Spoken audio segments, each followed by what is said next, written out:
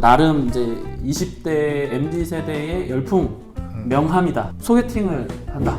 그러면 처음에 걔 얼굴 사진 뭐 이런 거 보듯이 이제 MBTI 뭐야? 이렇게 해서 자기랑 맞는 유형으로 만나겠다고 하고 심리 유형에 따라서 사람들에게 좋은 길을 인도해야 된다는 생각을 하게 돼요. 사람마다 다 받은 달란트가 있고 이 달란트를 잘 발견하면 이 사람의 소명을 찾을 수 있어서 구원에 이를 수 있다. 저도 이 스토리 읽으면서 무슨 생각했냐면 오은영 박사가 이걸 읽었다면 무슨 생각을 했을까? 오은영 박사 왜냐면 기본적인 취지는 비슷하잖아.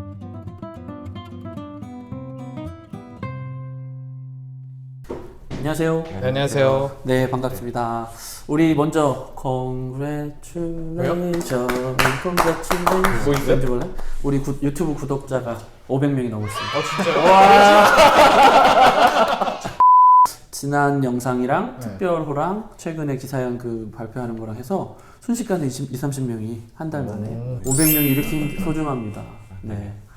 저희 초창기 목표가 1000명 구독자였거든요. 네, 이제 반 왔네요. 네, 반 왔습니다. 몇 년 걸렸죠? 많이 걸렸네. 앞으로 그만큼 더 해야 되는 거예요. 저희가 좀 그런 여러분의 친근하게 다가기 위해서 오늘 좀 덜 지루하고 덜 시니컬한 걸로 나름 이제 20대 MZ 세대의 열풍 명함이다. 새로운 명함이다. 이름 말하고 자기소개를 하는데 어디 뭐 학교나 뭐 이런 거 얘기하기 전에 오히려 나 뭔데 라고 하기 시작하는 MBTI 열풍에 대해서 얘기를 해보겠습니다. MBTI 아십니까? 네, 뭐 평소에 좀 아니요, 관심은 별로 없고요. 별로 관심 네, 없고 없는데 뭐 하도 뭐 열풍이라고 하니까 아무래도 뭐 대학에서 강의를 하다 보니까 이걸 관심을 가져야 되는 줄 알았어요. MBTI 평소에 어떻게 해보셨나요? 저는 뭐 대학생 때 그 학교 학생 상담센터에서 공짜로 해주는 게 있어가지고 그때는 진짜로 해주는 거죠. 네, 돈 내고 그거, 하는 거 그거 이거. 해봤었고 이번에 이제 작가님이 링크 주셔가지고 해봤죠. 네. 저는 이제 선교단체 출신이지 않습니까?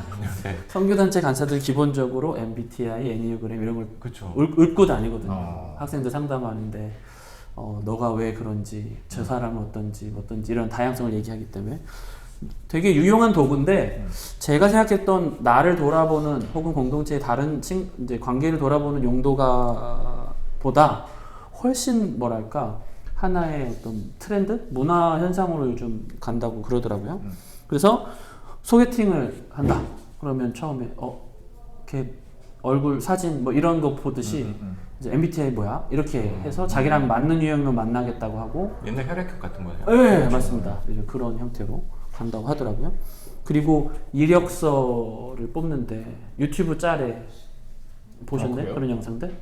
실제로 그런 일이 있다고는 하는데 그거까지는 제가 모르겠고 뭐 이렇게 특정 유형들이 좀 뭐랄까 공상가적이고 뭔가 이렇게 좀 감정적이고 하니까 일하는 데에는 적합지 않다라고 해서 우리 일에는 뭐 특정 유형 INFP, 인프피라고 하는데 오지 마세요, 지원하지 마세요. 뭐 이런 일도 있었다고 해요. 그래서 그런 얘기들을 좀 이제 해보려고 하는데 일단 세 분의 까고 시작합시다. 네. MBTI 어떻게 되시나요? INTP요. INTP. 네. INTP가 뭡니까? 그냥 내향적이고 직관적이고. 네. 네. 그 T가 이성 사고? 맞습니다. 네네, I랑 사고, E는 사고. 네, 외향과 내향이고 N과 S는 네. 직관과 감각. 네. 그리고 T랑 F는 그래서 제가 제일 많이 하는 얘기가 이 사람이랑 내가 만나면 내 인생이 망가질 걸 뻔한데도 내가 감정이 끌려. 그래서 난 그 사람을 포기 못해. 이런 사람은 감정형인 거고. F. 예. 내가 이 사람이 너무 좋아도 미래가 없네. 냉철하게 판단하고 걷어찬다. 그럼 T일 T예요. 확률이 높죠. 그러면 이제 담배 끊는 사람들은 보통 T겠네요. 그렇죠. 저기 J랑 J는 판단형, 저지멘탈이고 P는 아무래도 이제 수용하느냐, 얼마나 그거를 이제 받아들이는 형이냐 그렇게 하는 거죠. 그래서 딱딱 시간을 맞추거나 뭐 계획적이거나 하면 J고 P는 아무래도 좀 1시에 만나면 1시에 만나도 되고 1시 반에 만나도 되고 2시에 만나도 되고 뭐 이런 형태 좀 여유가 있는.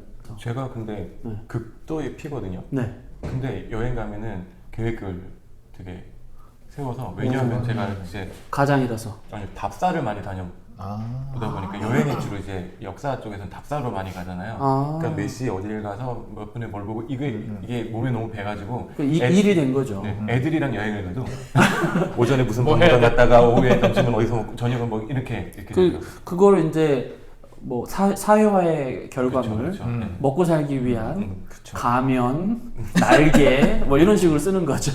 이박은 어떻게 되세요? 저는 INFJ. 오 비슷하시네. 네. 어. 네, INFJ. 네. 그거를 나오더라고요. INFJ. 몇 번에도 나왔고요. 네. 예전에 심리 검사 뭐 거기서도 그걸 나왔었고. INFJ나 ENFJ가 목회자나 그렇다고 하더라고요. 네, 사역자가 그래서 많고 그냥 철학자도 많고. 만들어진 게 아닌가 싶기도 하고 맞아요. 생각은 해요. 네. 네. 그래서 이렇게 감성적이시구나. 그런 것 같아요. 근데 유독 감정적이야. 슬프거나 화가 나 있거나. 저는 뭐 같습니까? 일단 2일 것 같고요. 네. 제가 이 같습니까? 네, 2요. 사람 만나는 거 좋아하시잖아요. 그러니까 저를 아는 사람만 그렇게 생각하고 제 외형이나 이미지가 선뜻 박사님 되게 차분하시고 조용한 게 아이 아니세요? 이렇게 말을 하더라고요. 그래요? 네. 아닌데. 근데 실제로 아는 분 완전인데? 나는 혼자 있는 게 좋아요. 두 분 캠핑 너무 어떻게 아이야. 캠핑 가면 복적복적하잖아. 혼자 있으려고 가는 거죠. 저 혼자도 여행 가봤어요. 혼자 여행 가가지고 바닷가에 앉아가지고 딱 15분 지나니까 글씨를 쓰고 있더라고요. 오. 말하고 싶어. 이야기가 하고 싶어. 뭐 이러면서. 저는 혼자 여행 가봤거든요. 네. 거기서 친구를 만나죠. 그래서 이렇게 뭐 저희 농담으로 얘기를 해본 거긴 한데 우리 명함을 하나 깠네요 오늘 유튜브 통해서. 그러게요. 그러니까 보시는 분들이 아 그래서 저렇구나 할까봐 두렵긴 한데 MBTI의 간략한 역사 어떻게 되는지 손박 말씀해 주십시오. 그게 이제 뭐라고 해야 되지? 이상한 연구 많이 하는 대학 있잖아요. 옥스퍼드. 진짜 이상한 연구 많이 하잖아요. 요 대학에 있는 그 메레라는 교수님이 있어요. 이 사람이 이제 성격을 팝니다라는 책을 썼거든요. 이제 그 MBTI가 어떻게 만들어졌는가에 대한 역사예요. 여기에 이제 모녀가 나옵니다. 네. 네.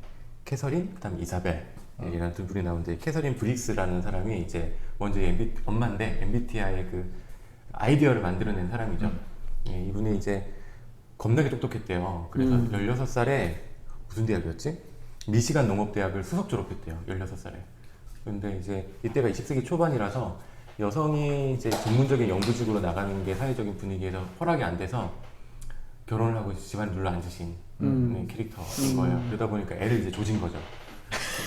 너는 공부해서 너는 뭐 이렇게 사회로 쭉쭉 나가야 된다. 그리고 딸을 막 이렇게 잡았던 엄마의. 그러다가 딸이 이제 결혼하고 이제 집을 떠나니까 이제 이분이 이제 그만 이제 외로움과 그 빈둥지 증후군. 네, 그걸 우울하던 찰나에 카일 융의 책을 만나는 거죠. 그렇죠. 네, 그 심리 유형이라는 책을 만나고 카일 융 나왔습니다. 어머나 세상에 이런 게 있었네 하면서 푹 빠져요. 네, 그래서 이분이 심리 유형에 따라서 사람들에게 좋은 길을 인도해야 된다는 생각을 하게 돼요. 그래서 사람마다 다 받은 달란트가 있고 이 달란트를 잘 발견을 하면 이 사람의 소명을 찾을 수 있어서 구원에 이룰 수 있다. 네, 좀 섬뜩한데. 종교인인가? 그럼요. 예. 그러니까 그 심리 검사가 사실은 이제 프로이드 이후로 나온 거긴 한데 프로이드는 어떤 그 욕구나 이런 그렇죠. 걸로 네. 설명을 한다면 프로이드에서 나와서 카일 융 쪽으로 가면 이제 신학적인 해석이 들어가죠. 그래서 이분이 이제 그 자기의 달란트에 맞지 않는 쪽에서 기웃기웃하면서 인생을 낭비하는 게 이제 너무나도 비효율적이고 그러니까 하나님의 창조 목적에 맞지 않는다라고 생각을 한 거죠. 그래서 성격 유형을 사람들을 이렇게 그룹핑해서 그 사람의 성격 유형을 잘 얘기를 해주면 자신의 소명을 발견하고 세상을 좀 더 창조 세계의 목적에 맞는 방향으로 이끌어 나가는데 도움이 된다. 라고 판단을 했어요. 이제 요런 아이디어를 실현해 나가는 게 그분의 따님이 이자벨 마이어스. 네. 이자벨 마이어스께서 이제 대중적인 설문지를 만들어서 MBTI라고 하는 걸 완성시키는 사람이에요. 이분 같은 경우에는 약간 그 자본주의와 이 엄마의 아이디어를 결합시킨 케이스라고 할 수 있을 것 같아요. 이 20세기 초에 미국에서 원래 이 성격 유형을 판단하는 게 굉장히 유행했다고 해요.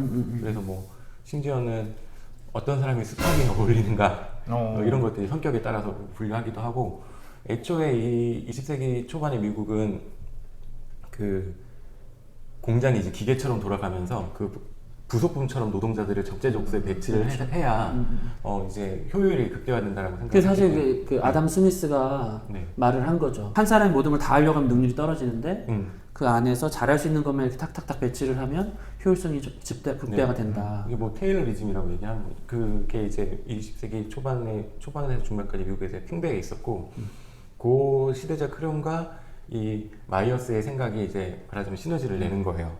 그래서 이분이 이제 성격 검사 키트 만드는 회사, 이게 하이엔드 어소시에이츠라는 회사에 취직을 하는데, 이때 입사 지원서에 뭐라고 쓰냐면, 저는 사람들을 분류하는 도구, 노동자를 적절한 자리에 배치해 업무 생산성을 높이는 장치에 관심이 있습니다. 라고 얘기하죠. 이거 인사론이네요. 네네, 일종의. 그렇죠.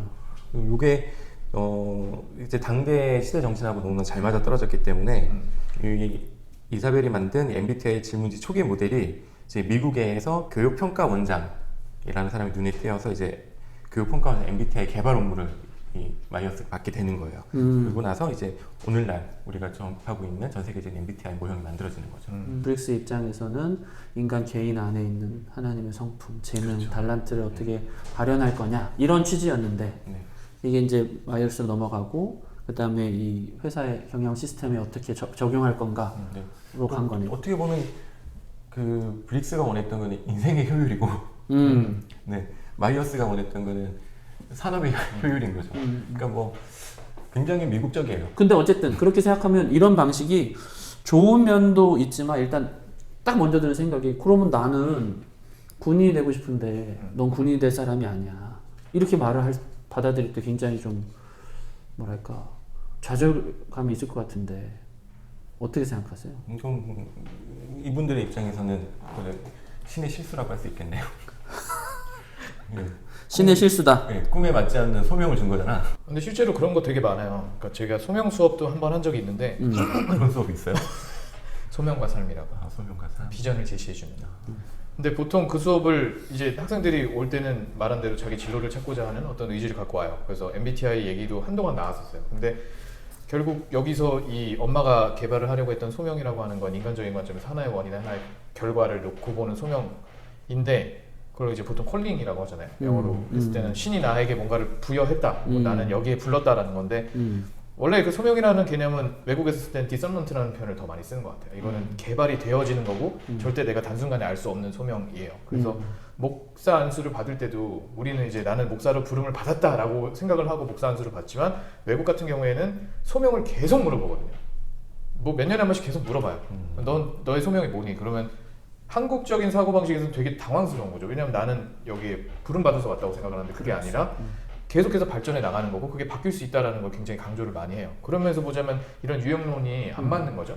그 소명이라거나 뭐 이런 걸 따졌을 때 어떤 일회성이고 단편적으로 그렇죠. 생각하는 네. 경향이 있는데, 근데 이것도 외국에서 나왔으니까 그게 뭐 외국의 전부는 아니겠죠. 왜냐면 뭐 교단마다 다를 거고 뭐 분위기마다 다를 거고 하지만 어떻게 보면은 이 20세기의 한계일 수도 있고요. 저도 이 스토리 읽으면서 무슨 생각했냐면, 오은영 박사가 이걸 읽었다면 무슨 생각을 했을까? 뭐라고 할까요? 모르겠어요.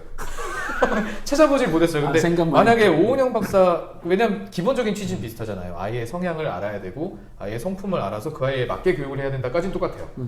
근데 그게 16가지로 나눠서, 물론 이제 결정적인 차이는 이 따님이 결국 그걸 이용해서 산업에 사용하겠다라는 결정적인 차이가 존재하겠지만, 그 전에 오은영 박사님이 말씀하시는 건 어떤 유형적인 분류는 절대 안 된다라는 거였던 것 같아요. 그러니까 굉장히 아이마다 다 다르고, 그래서 아이에 맞춰서 부모가 변화해야 된다라는 거였지, 이렇게 묶을 수 있어요 라고 얘기하는 건.